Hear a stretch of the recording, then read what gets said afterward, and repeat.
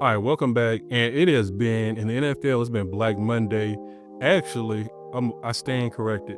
It has been a Black Week all week because there are now 8 head coaching vacancies in the NFL. And in this video, we are going to talk about why these coaches are in the unemployment line.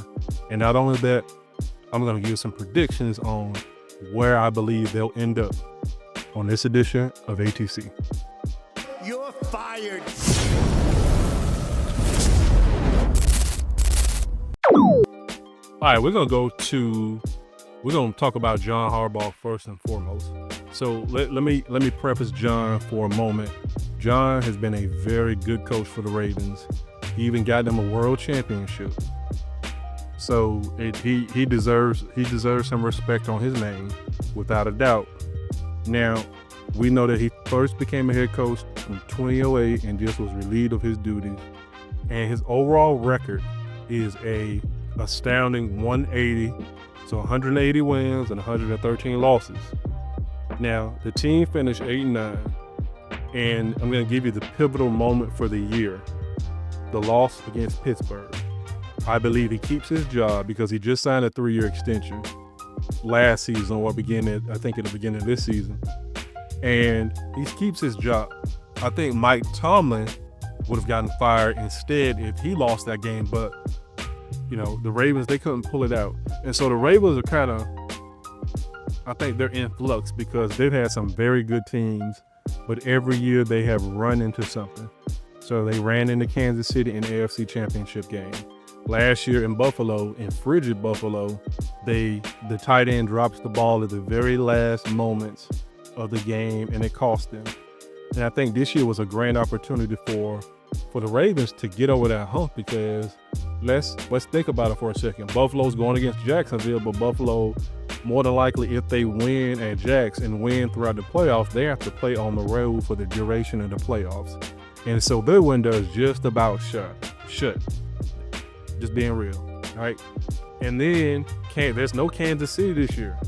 Kansas City just looked bad this year, and it was expected because you can only be up for so long. You're going to have one of those off seasons, and they had an off year. Mahomes got hurt. He's getting older. Kelsey's getting older. Everybody got older, and so this was a grand opportunity for the Ravens to get out front and to actually make a dent in the AFC playoffs. And they had enough talent to run the table. And so you got to also ask yourself another question. Will Lamar stay? Because you know that Lamar, and he preferred John as a coach, and whoever this new person is coming in is going to be believed to be a quarterback whisperer. But is he going to be on the same page as Lamar? And if not, I can see Lamar trying to force a trade. He probably wants to go to South Florida, but they have Tua, and the Dolphins have Tua. And that's going to be a complex situation. So let me know if you want me to drop a video on that, but that's going to be a heck of a situation. And I'm curious to see who's going to actually be their next head coach. But I'll tell you what John Harbaugh is going to do. I can see John, because he's a world champion coach. I can see him getting another head coaching position. Now, it would probably make sense to I say Cleveland could be a wild card, but I don't think he wants to rebuild. I think he wants a perennial team on the verge of maybe getting to the playoffs or getting to that point where they're in year 1 of the 5-year window to win the championship, or at least get to a Super Bowl. So I see John Harbaugh, he will be a head coach in this league, and he'll be a head coach more than likely probably within the next couple of months, probably before the league year, which begins in March after the Super Bowl. So that's my prediction on John Harbaugh. All right, next up on the list is Kevin Stefanski, and he has an overall record with the Cleveland Browns of 46-58. Now, let's talk about Kev for a second, because when he first got to Cleveland, he had Baker Mayfield, and he actually had Baker playing the best years of his career, at least at the beginning, right? And I remember the Browns getting to the divisional round, and then the bottom fell out, and Baker ended up leaving Cleveland. So Cleveland's front office, they thought they were getting creative, and they said, I think we can get somebody better. Let's trade for Deshaun Watson. Because of the fiasco in Houston, we already know what happened. Not going to go on about that in this video. And so they think they're actually getting a better player. And Deshaun, to this day, although he hasn't played in several years, he was never the same. He never returned to form, or never returned to the form he was in Houston. It just didn't work. And so he's wallowed in mediocrity. I'm referring to Kev. And then you have this instability at quarterback yet again when you draft Dylan Gabriel and you also draft Shador. If this is just my opinion, Shador is the better quarterback. He's the better quarterback. He's had some flashes of brilliance. Wasn't spectacular, but it's his first season, and you got to look at the team that he's on. So I think that his undoing, or Kevin's undoing, was based on the fact that just there's instability at the quarterback position, and you'll never win at this level or be consistent enough. And that was his undoing. It's as simple as that. You had no cohesiveness on the offense. Your team has looked anemic at times, and he couldn't make up his mind as it related to who he wanted to be quarterback. And so when you get some time after this video, oh, and by the way, if you're new to the channel, thanks for watching. Thanks for spending your time with me.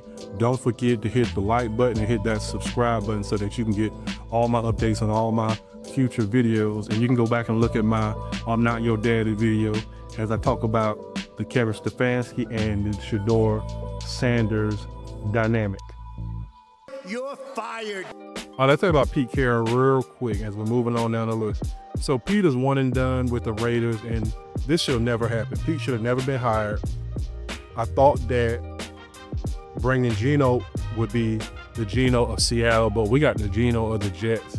And you got this, he just was abysmal. He just was terrible this year. He just held onto the ball too long. And Pete would go by every single week and just really solidify his allegiance to Geno. And Geno was very highly cantankerous, unprofessional guy, flipping fans off, not having his head in the game. Quarterbacks and professional athletes have a lot to deal with, right? You're probably saying, yeah, what do you mean they're rich? They're rich, but it's a high-stress profession. And when fans can get to you and you react to the fans in that particular way, then that shows the type of the lack of leadership characteristics that you have. And so I expect Geno to be cut. Geno also was overpaid. Who in their right mind would sign a guy to over $80 million for 2 years? Just to end up, I thought we were going to end up 8 and 9, at least middle of the pack.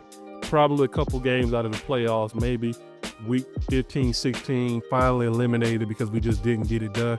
The Raiders are not competitive at all. They were not. They look bad, and that's a reflection on the coach.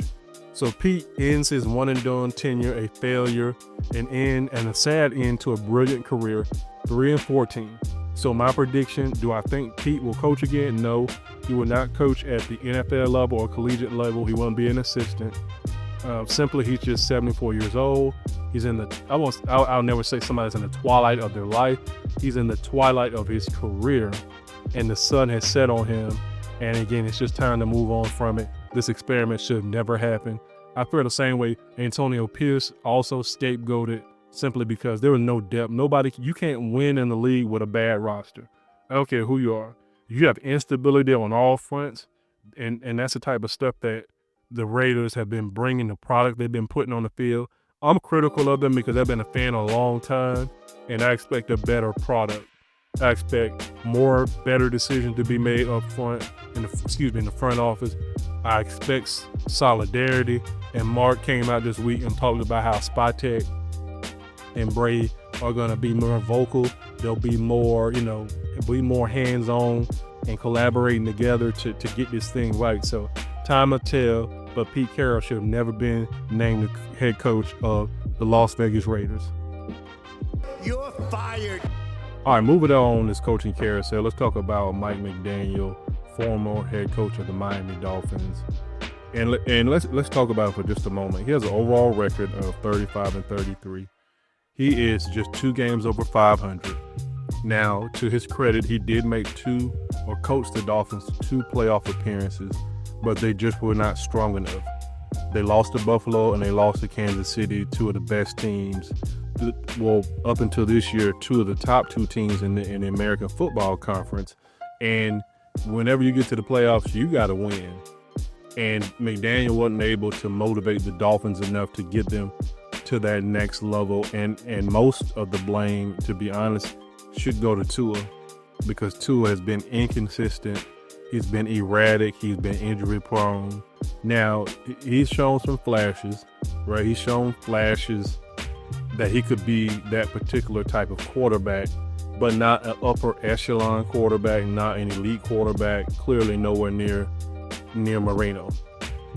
I think even Jay Fiedler was better than Tua, and Tua's contract just doesn't justify him remaining on the team, and Mike McDaniel was on borrowed time. I think the lowest point was losing the locker room, and when they lost to the Browns, and the Browns, other than the Raiders, are probably the worst two teams in the entire NFL.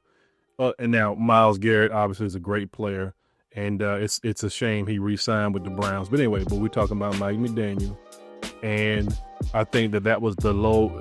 I think he's at his lowest ebb at that point from a professional standpoint, and you cannot start the season out 1-6. You know, they did beat Atlanta, and I thought they were going to turn the corner. They did win 4 straight.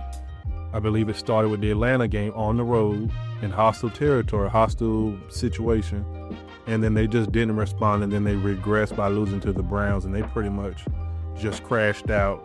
And McDaniel was trying to save his job, and that's why he benched Tua, and then Tua didn't help the situation because they were both pointing fingers at each other. And so what you have is a loss of trust, a loss of cohesiveness, and that's usually going to be the swan song, and that's why Mike McDaniel simply didn't cut it. Now, where do I think Mike McDaniel will end up? I could see him. I think he'll be a head coach again because he's definitely a bright mind, a young mind. He has a long time in this league. He'll get maybe an opportunity or maybe another 2 opportunities. I could see him going to the Jets. And if Aaron Glenn was not, you got to give Aaron some time, right?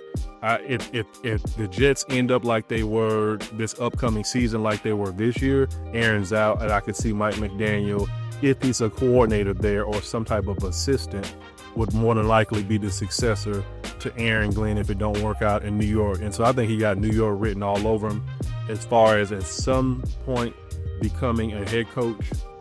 And if he don't become a head coach this year, upcoming year, then I could actually see him taking a coordinator position, but definitely a head coach in my book. And he should not be unemployed for much longer, especially when the new league year starts in March. You're fired.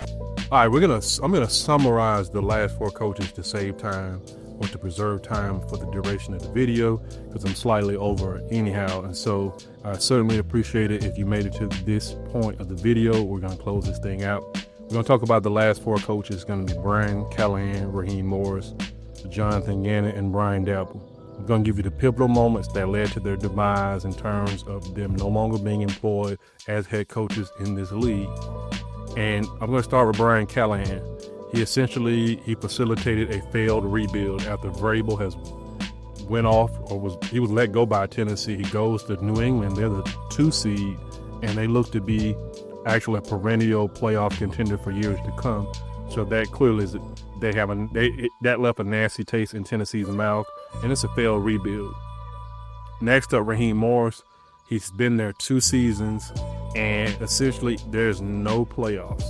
So there was no way that Arthur Blank was going to continue to let Raheem hold this team hostage. You have 2 quarterbacks. You've had ample enough opportunities and times to get the team to the next level, to restore them to some type of prominence. Respectability is not good enough. Moving on to Jonathan Gannon. The Cardinals dropped 9 straight games. Essentially, in easy or plain terms, he lost the locker room, and that's why he's out of a job. You will not last in the NFL because it stands for not for long if you do not win. A 9-game slid, effectively the team had already decided to pack it in early. Last but not least, Brian Daboll. In-game collapses. A game that comes to mind in Mile High. They obviously have the game, and they allow the Broncos to come all the way back. And really that spurred or that catapulted Denver's season, and that's why Denver has the 1 seed simply from that in-game collapse, and that's why New York had seen enough. And I think that Brian Callahan's a coordinator, won't be a head coach again. Raheem Morris, I think he's done being a head coach. He'll be a coordinator. I could see Brian Dabble perhaps at some point maybe getting one more shot, right? Possibly, but has coordinator written all over him. Very good coordinator. And Jonathan Gannon has coordinator written all over him. Hey, so I thank you for checking out my channel, sticking with me thus far, and I appreciate your time. And I'm going to see y'all on the next video. Do not forget to like, share, and subscribe. This is Beard Aquarium for All Things Considered, and we'll see you on the next video. I'm out. Playoffs? Don't talk about it. Playoffs? You kidding me? Playoffs? I just hope we can win a game.